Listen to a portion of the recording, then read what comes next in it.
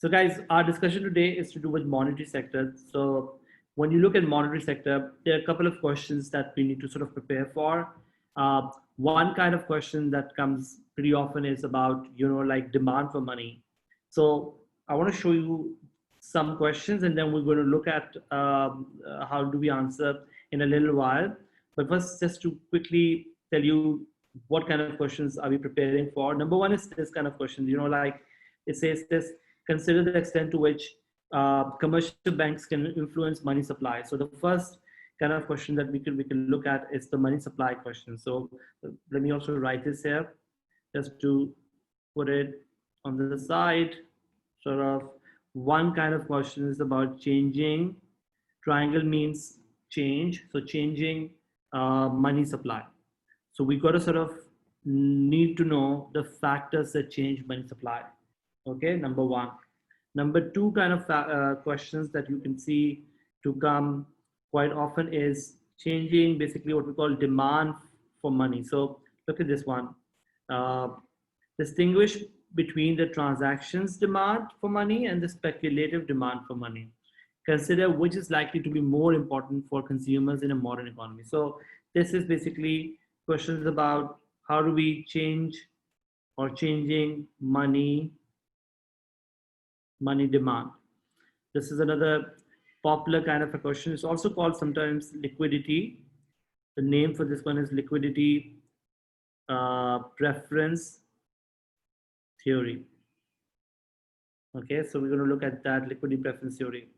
Then comes another set of questions we can look at is basically uh, central banks can control interest rates, but they cannot control money supply. Commercial banks can control money supply, but they cannot control interest rates. So a question where we talk about how interest rates are changed, what are the factors that are changing interest rates. So this is kind of like a similar question to money supply.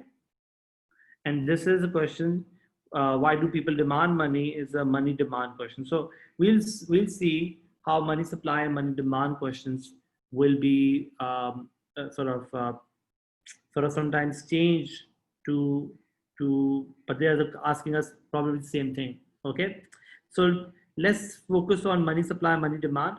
But before I move on, I want to show you one more discussion, one more set of questions, which is probably on the other side.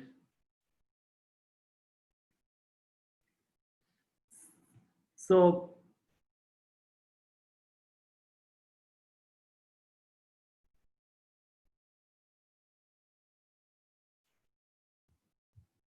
this one, national income is the only determinant of demand for money. Do you agree with this statement? So we'll also talk about how demand for money and supply for money can affect our national income. So we will have this discussion as well. This is an important discussion to also prepare for how money supply is going to change or money demand is going to change our sort of,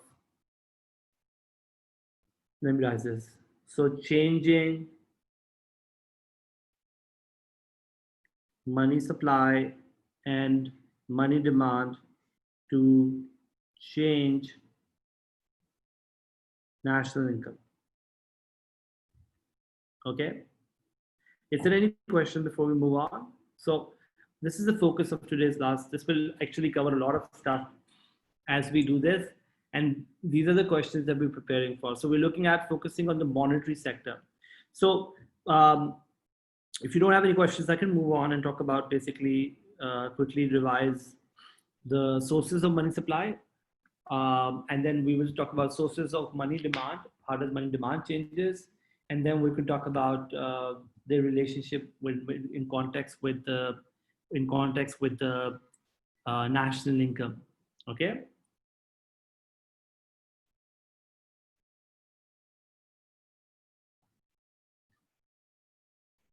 Are we going to move on? Any questions? Okay. So guys, when we look at money supply, we're looking at basically money supply can change through many things.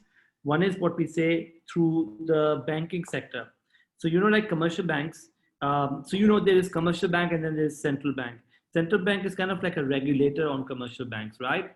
The central bank is managing the commercial banks, which are basically lending out there. Lending, which basically means giving money. So anytime, so one thing you need to understand is this: anytime the lending increases, you know, when you increase lending, so what happens is this: that money goes goes into the economy. Okay, when money goes into the economy, we will see, you will have money supply to go up. So rather than money in the banks, if money go into the economy, people will have more money. So I'll give you a simple example. Let's say if, for example, there was $100 in the bank. Okay, so let's say this is a bank. Now they give it to me. Let's say they give it to Ali. When they give this $100 to Ali, what Ali would do is basically he will be owing basically money to the bank. But what he could do basically is he could, you know, like use this to spend in the economy.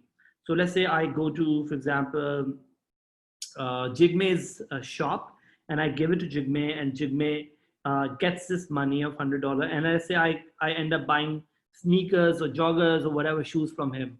Okay, so if I end up basically buying shoes from him, so what will happen is basically now Jigme has the money, so this $100 may go to, let's say, from Jigme to, for example, Arnav, who gets this money because from Jigme, from Arnav's Jigme probably buy, let's say, leather for the shoes and so on and so forth. What I'm trying to say is that when the lending is happening, money is going from one people to another people to another people.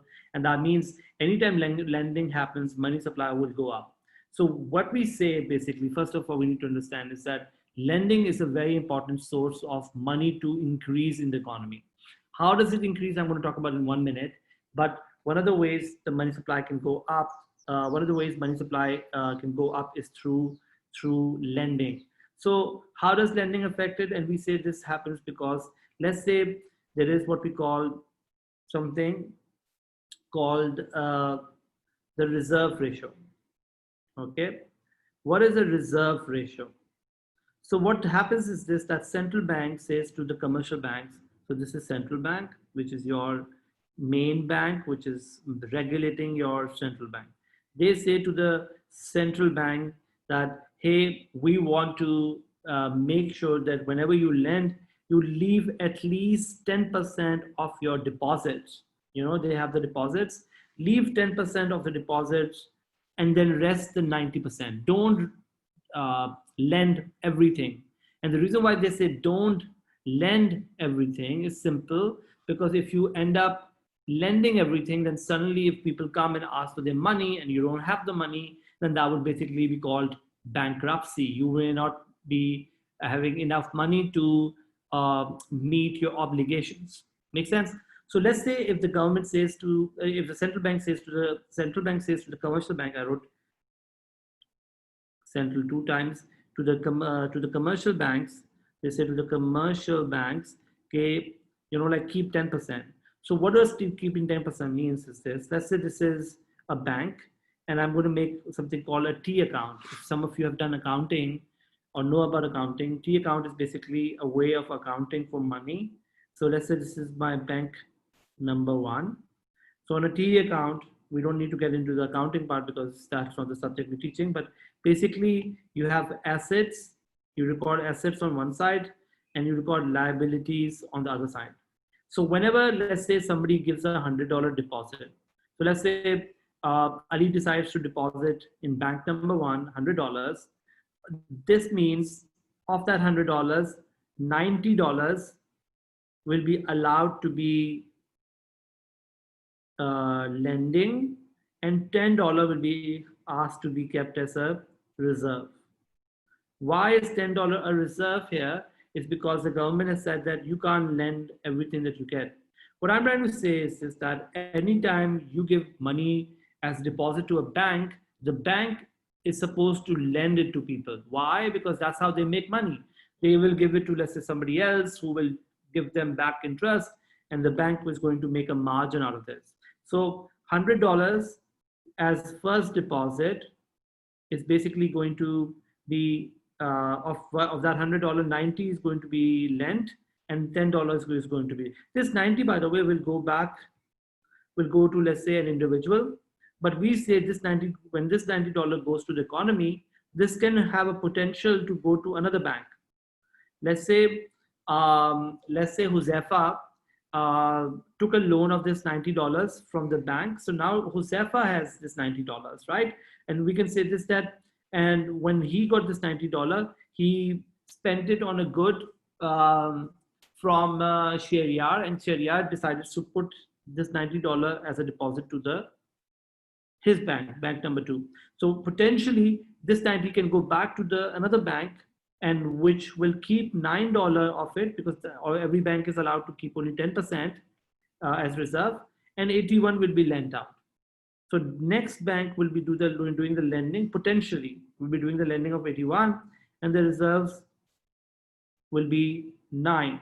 So what I'm trying to say is this, guys, that one single deposit is going to keep on going to make multiple deposits. So first you deposited 100, this goes to another bank of a deposit of 90, which goes to another bank of a deposit of 81, which will be 81 times 10% would be 8.1. 8.1 would be, I think, 72.9, and this process goes on and on.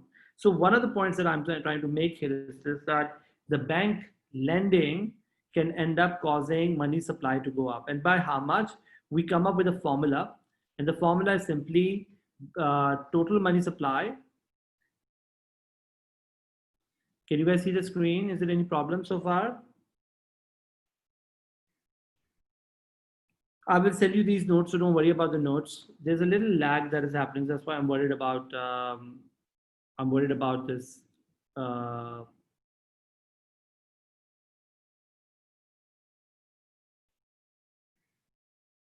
So we come up with a formula called change in money supply is equal to your initial deposit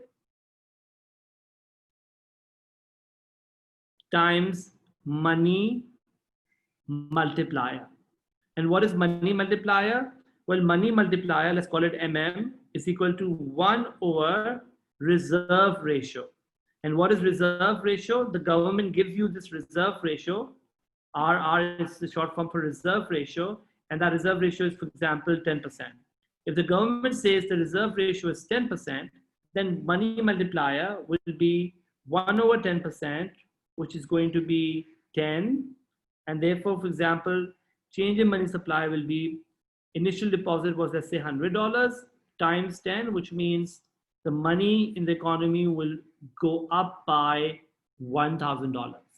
So what I'm trying to say here is that the government, through the central bank, or the central bank, basically what it does is this, that since the central bank is completely independent, what the central bank does is this, that they can change reserve ratio. And when they change reserve ratio, automatically they can change how many deposits, how much money supply will go up. For example, let's say central bank says, don't keep 10%, in fact, keep reserve ratio to be 20%. If they ask you to keep a higher reserve, let's say 20%, then that would mean money multiplier will become 1 over 20%, which means equal to 5, right? And then 5 would mean, if your initial deposit was $100 times 5, you will see the money supply to only change by 500. So what are we trying to do here is this, that the central bank has a way to manage money supply. Whenever they want money supply to go up, they can basically make the requirement of reserves to go down.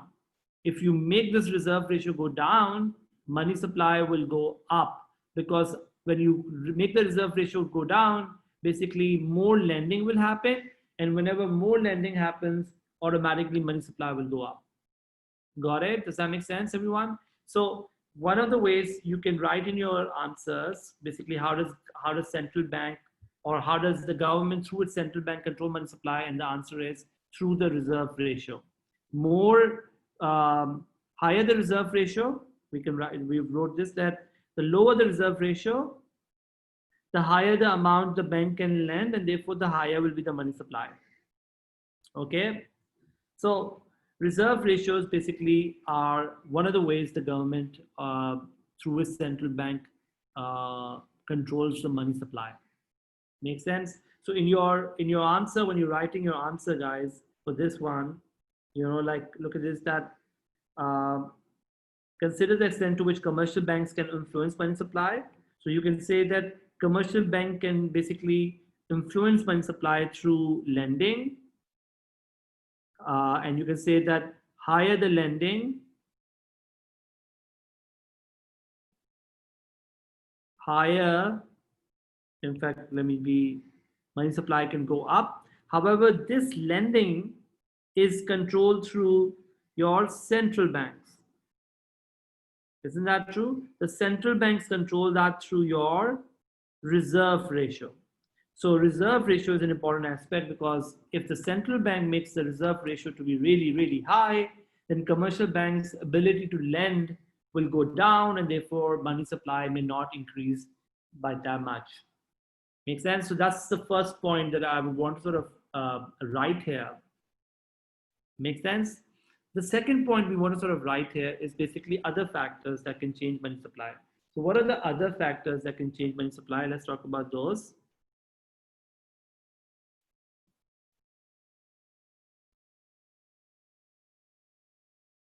So the other factors that can change, if you have any questions, please ask me. Anything that you want to ask, please, guys. As well.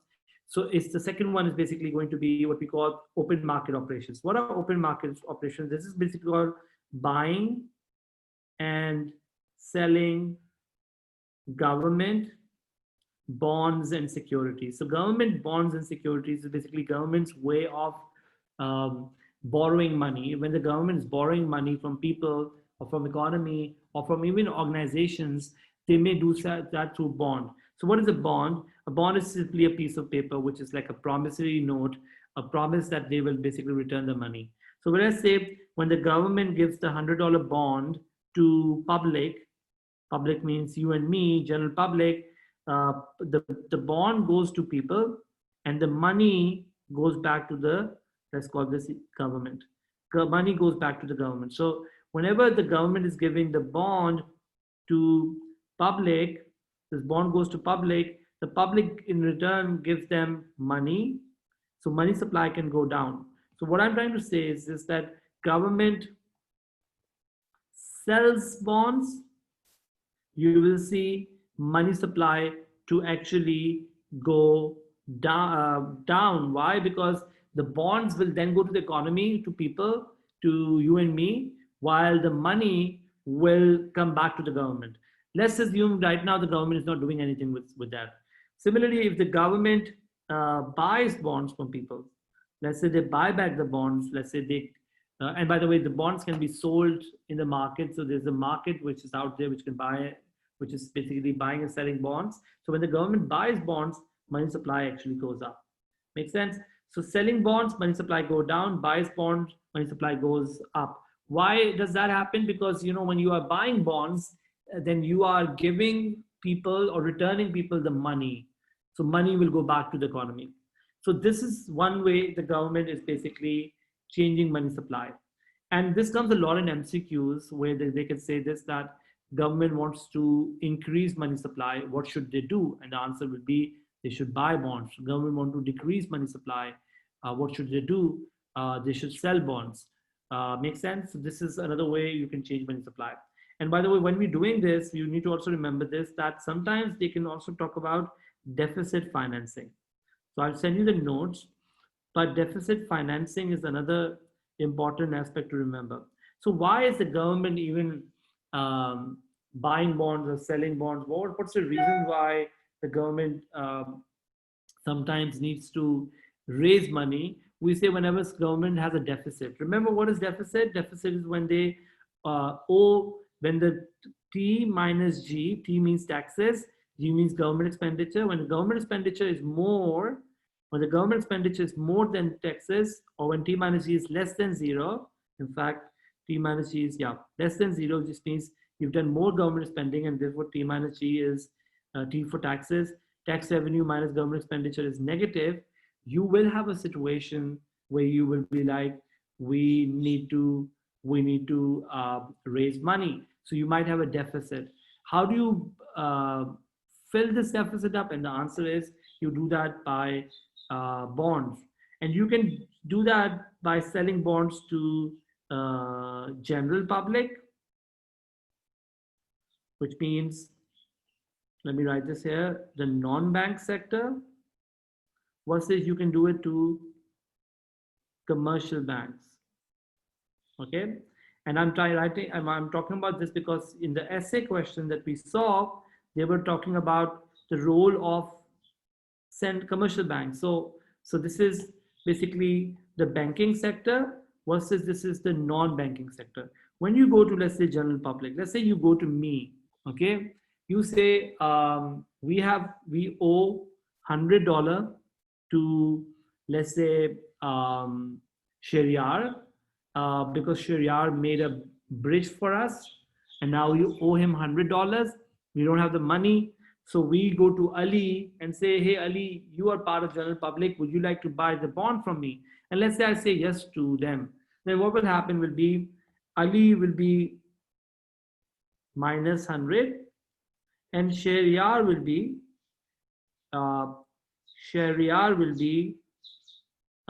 plus 100. Isn't that true? And the net effect will be money goes out from the economy, but because Shariar is also part of the economy, money comes back to the economy. The net effect will be no change in money supply. So very important question that comes in exams is about when you sell the bond to general public, what happens to money supply? And the answer is nothing. Money supply will be unchanged. And why is the money supply unchanged? Because you take it from the public, you give it back to the public, net change will be no change in money supply. So can deficit financing change money supply? And the answer is no, if you borrow it from the general public. But what if you go to commercial banks? What happens if you go to commercial banks? And this is where you need to write that in your answer as well, when the question that they're asking us. When you go into the commercial banks, when you go to the commercial banks, why does money supply go up? And let me try to quickly explain that.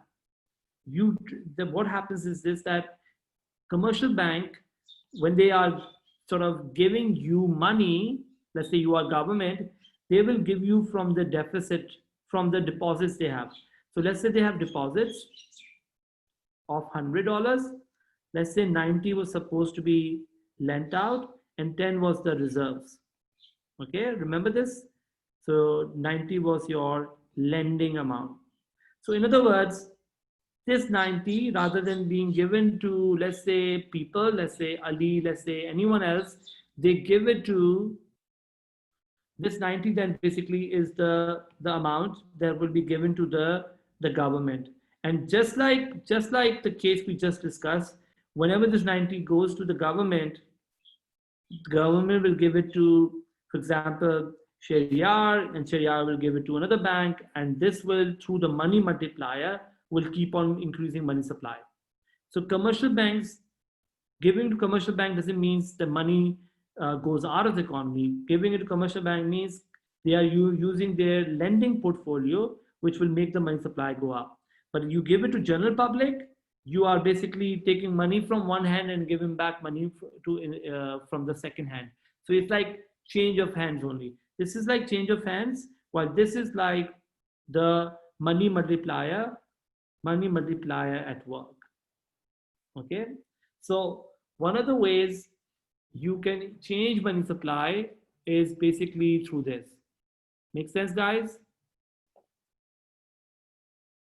Any questions?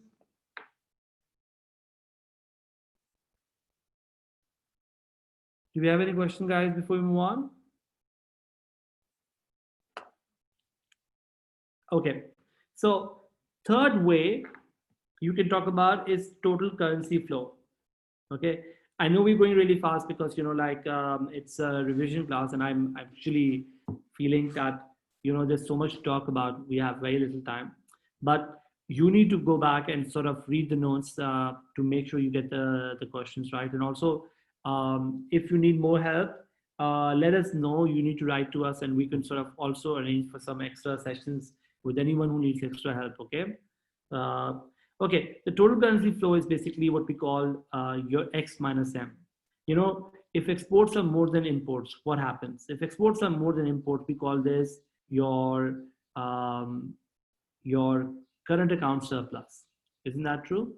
Your current account surplus. What does current account surplus mean? If exports are more than imports, which means goods are going out, but money must be coming into the economy. Isn't that true? A lot of foreigners are buying your goods, which means the goods are going out, but money is coming back to the economy, which would mean money supply can go up. Similarly, if X minus M is in a deficit, right? So if X minus M is less than zero, which means it's a deficit, current account deficit. Remember current account deficit from AS? So if there's a current account deficit, which means more goods are coming in and more money is going out, which means money supply can go down. Okay, so these are the few things we need to remember as the changes of money supply. So I want to go back to the question quickly because um, when you look at any questions like this one, for example, which talks about changes in money supply, let's just look at the first one. Examine the effects of on the demand for money in an economy when the supply. This is more like supply question, but let's look at this one. Consider the extent to which commercial banks can influence money supply. So in this question, I'll talk about first the reserve ratio wala part. I'll talk about that. Then I'll talk about how open market operations can affect it, and then talk about how within open market operations you can talk about how when there's a deficit, the government can do deficit financing. And here again, commercial banks play a role because when the commercial banks, when the when the when the government is going to commercial banks for lending, you can see money supply can change, right? Uh, and then you talk about how other factors can play a role, like for example, total currency flows and so on. But the extent to which commercial banks can change money supply depends on the reserve ratio, which is in the hands of central bank. In a way, central bank has a key role to play more than commercial bank because central bank is controlling the reserve ratio. And the government is through its central bank can change money supply also. So government policy of like increasing money supply or decreasing money supply can can be done through either their preference for lending from general public versus from you and me, from banking sector. Is that fine? Any questions, guys?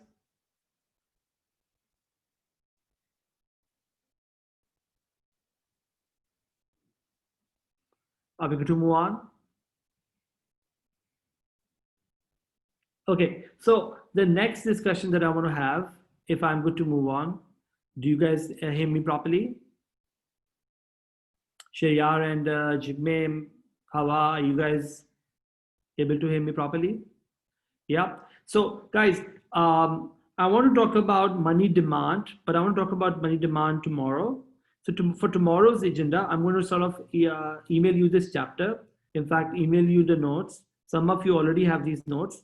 Tomorrow's discussion will be two, three things. Number one, we'll talk about money demand. Okay.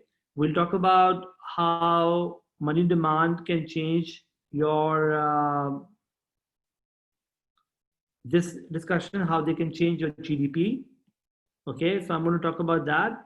So I'm going to wrap up this chapter tomorrow, and this chapter is a very important chapter from our discussion perspective because this chapter will it's just get tested a lot. So tomorrow's discussion will focus on basically two things.